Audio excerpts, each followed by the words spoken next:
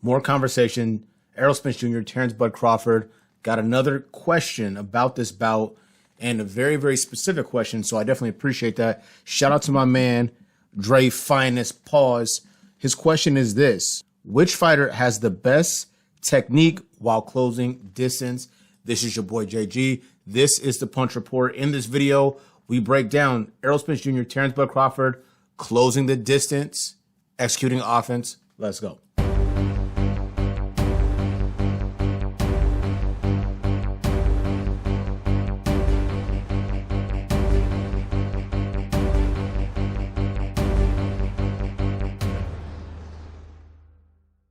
Like I said before, y'all, welcome back to the channel. This is your boy JG. This is the Punch Report. Like, subscribe, hit that bell icon to be notified on the content when it drops. Errol Spence Jr., Terence BuD Crawford, more film study, closing the distance. Now, I can answer this question without showing you any clips off rip, but I will break this concept down. Who is a better closer of distance? Technically closing the distance safely and applying offense. Easy answer, and by default, is Errol Spence Jr. Why? Fighting styles. Terence BuD Crawford is indeed a counter puncher, and I would add another layer to that. He's a counter puncher with aggression. What that means is he will wait for the opposition, he will bait, he will manipulate, he will trick you into making a mistake. Once you make that critical error, that's when he presses the gas, closes the distance himself in an effort to shut you down and get you out of there. That's a different style from Errol Spence Jr. Well, where he knows he wants to do really one of two things: break your orbital, crush your nose in, or get to the body, break those ribs, compromise your breathing, and send you on your way. Because of his style being aggressive, that being Errol, a pressure fighter, he's also said, hey, I don't want to get fucked up closing the distance. How do I do this intelligently? I do it with my jab, with angles, and with patience. Something that a lot of people don't really realize Errol Spence has a ton of. So let's get into the clips right here, right now. And this is not going to take much time. It's going to make a lot of sense pretty quickly, pretty easily. We'll take a look at Errol Spence Jr., Yordenis Ugas, and we'll see him early in the fight. Yordenis Ugas, Errol Spence Jr., you'll see here early in this fight using the jab. And I'm going to slow this way, way down so you guys can get a real good idea of how he does this. Use the jab, close the distance, get to the offense that's really important to you, landing heavy shots both upstairs and downstairs, even showing angles, being patient, and being intelligent. Now, one thing that I would say about Errol is when he gets to 5, 6, and 7, those rounds, if he's gotten you in trouble, he will become less disciplined. He will become what I like to call irresponsible Errol, and he'll just close with a traditional guard stance, get on an angle, typically over his lead foot, and then start to wreck the body off the offside. If we take a look at, and I used these clips the other day, the Keith Van Heerden fight, this is what it looks like when you close the distance without the help of the opposition, set up your offense, and then do damage. This is Errol Spence Jr. all day, every day. He can counterpunch. He can get on angles. He's very measured. He's extremely technical. His defense is actually pretty underrated. I think he just gets too cute and comfortable in spots. And then, you know, if the opposition's good enough or has good enough timing or understanding of what's happening, they can make him pay. But as far as closing the distance is concerned, Errol Spence is indeed a master at this. Let's switch over to Terence BuD Crawford. BuD Crawford is a counterpuncher. He's a master manipulator of distance, and he does a really effective job at applying what I like to call passive pressure. Number 1 in the world at this is Shakur Stevenson. We'll talk about that later. But BuD Crawford is number 2 in the world at applying passive pressure. He lives in a space just outside of mid-distance. He shows you a jab. He doesn't give ground, and he causes you to react to that. And then you commit forward, and then you get brutalized. I'm going to use clips from the David Avanesian fight.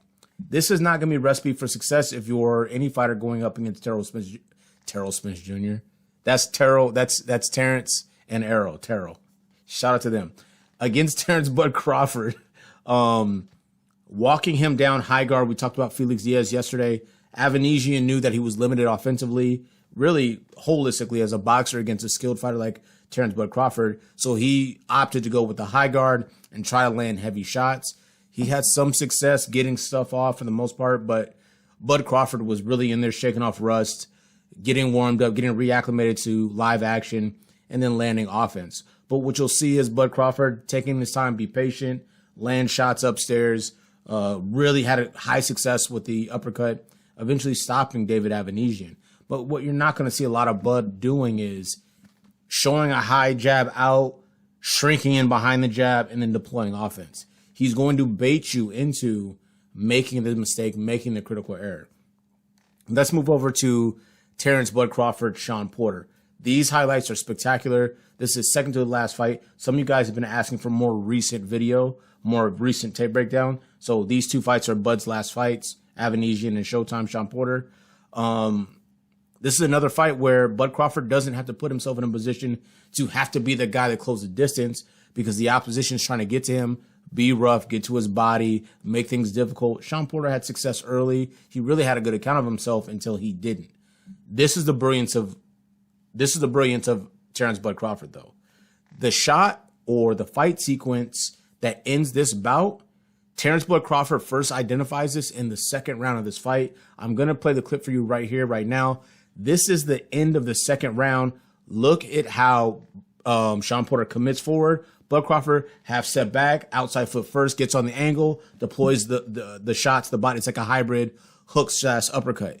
He was throwing that to the body all night. If you fast forward to the stoppage of this fight, it's Shawn Porter making really critical error, coming down, or excuse me, closing the distance against BuD Crawford with his nose facing the ground, and then getting hooked with the same shot he was eating to the body. BuD Crawford found that avenue essentially to success very early in the fight, despite getting roughed up, despite eating shots himself. He saw something, shout out to Mikey Garcia, he saw something that he could exploit early in the fight, and it won him the fight on the back end. Could have been down the scorecard. Shawn Porter did some things really well, but BuD Crawford found something that he could go to one, slow down Shawn Porter, two, disrupt his timing, three, put him down and stop him eventually. So who's better at closing the distance? Errol Spence Jr. Why? It's his fighting style. It's what he does as a come forward pressure fighter with a variety of skills and ability. BuD Crawford is a quintessential counter puncher. I think the thing that makes him exceptional is that he knows how to create the passive pressure that forces you to take chances you probably shouldn't take against a sharpshooter like him. This is your boy JG. This is the Punch Report. Any questions, comments you guys have, let me know. Some of these videos have been going crazy, so the comments blow up. If I see the good ones or the ones that I feel like are worth talking about, I'll put them in a video. I'll cover it. I'll provide clips. You guys have been great. Keep the comments coming. The engagement helps the channel, helps the videos, and it helps me. And I love talking to you guys. This is your boy JG. We out.